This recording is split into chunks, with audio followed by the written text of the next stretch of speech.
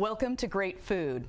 Have you ever wondered why your food doesn't look quite as beautiful as food you see in magazines and on websites? Don't sweat it. Don't feel bad. They've got a few tricks up their sleeves, and I have Mandy Mack with us from Mittera, and you're a professional food stylist, and you're going to show us a little bit of why the food looks great in magazines, and maybe not so much on your table, which you shouldn't feel bad about. No. We have lots of tips and tricks that we use to make the food look its best when we're either photographing it or putting it on video. Right, and I want to stress that we don't necessarily want to try these at home. No. But really, we're here to just show you some of the fun little things you do, just sort of, just because it's interesting, and it should make us all feel better if our chickens don't always come out super brown and golden. That's right. Thanks. That's right. Tricks they do. So. All right, so what are you going to show us first? Well, our first trick is just adding a false bottom to a bowl, and this can be used in a casserole dish, but it's just instant mashed potatoes. Which are inexpensive and quick. Absolutely. Yeah.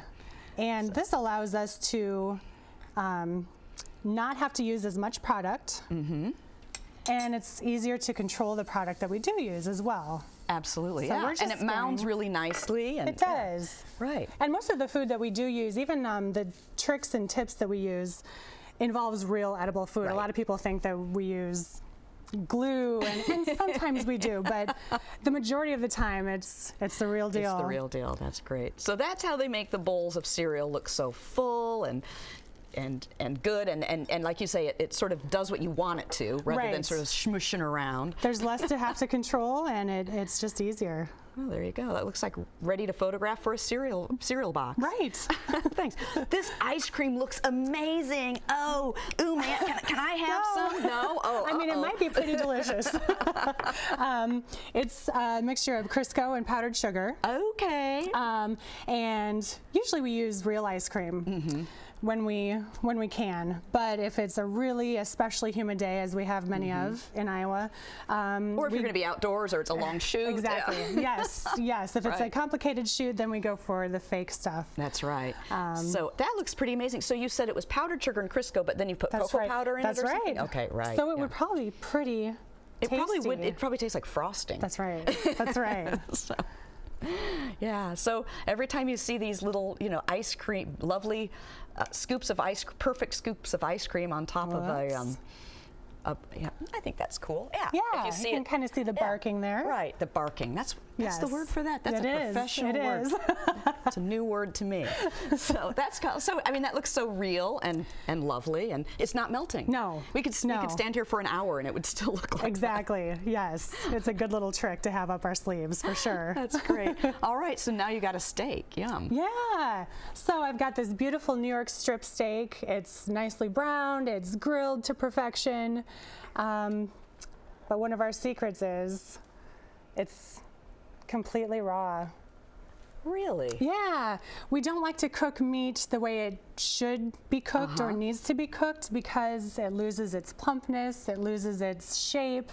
So we do just enough to the steak to get it to look okay, so that way it doesn't start looking dry and thin and all that. So that is really interesting. So you just cook it on one side. That's right. Very interesting. Yeah. So, all right. Well, tell us a little bit about Mittera and what you do, and what the company is and what they do. Because I mean, this is you're part of this big company that does very creative things. Yeah. So we are part of Mittera Group, and that's our umbrella company, and we have 3 printing companies underneath of us, and we have Rock Communications and Color Effects, and Mittera Creative is where I work, and we have in-house photographers, videographers, designers, food stylists.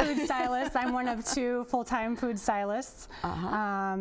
Yeah, and we do everything in-house, and we're kind of one-stop shopping. And you're here in Des Moines. Yes, yeah, that's right. Great. Yeah, great. So, all right, now this is the one that I think everybody wants their chicken to look like this. True. But most of us have chickens that look like this. Yeah. So, all right, and you told me earlier these were baked exactly the same amount of time. They went in this morning on the same cookie sheet for the same amount of time. That is amazing. But one has been finessed by a food stylist, and one was just left to its own devices. So did you take shellac and go do do do do do? Kind of. You know what? I I call it spray tanning the chickens.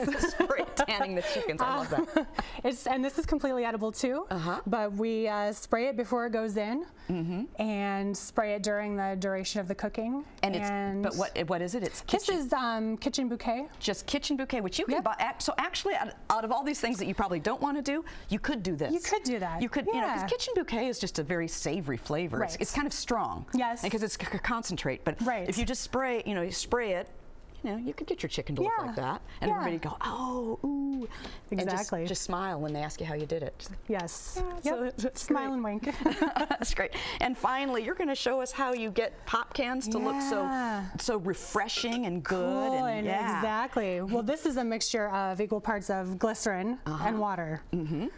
And I've got a very boring pop can here.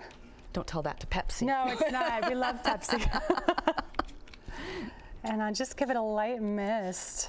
Oh, wow. That is really... And it looks like you just pulled it out of the cooler. And it's probably going to stay that way a little while. It'll stay that way. That's the nice thing about adding the glycerin. It doesn't run down the can. That is really cool. Yeah, that's great. Yeah. Well, thank you for showing us these tricks. And I don't know, I'm going to feel a lot better about the fact that, my steaks don't always look that great when I pull them off the pan and all that. I'm going to feel a lot better about it. Good.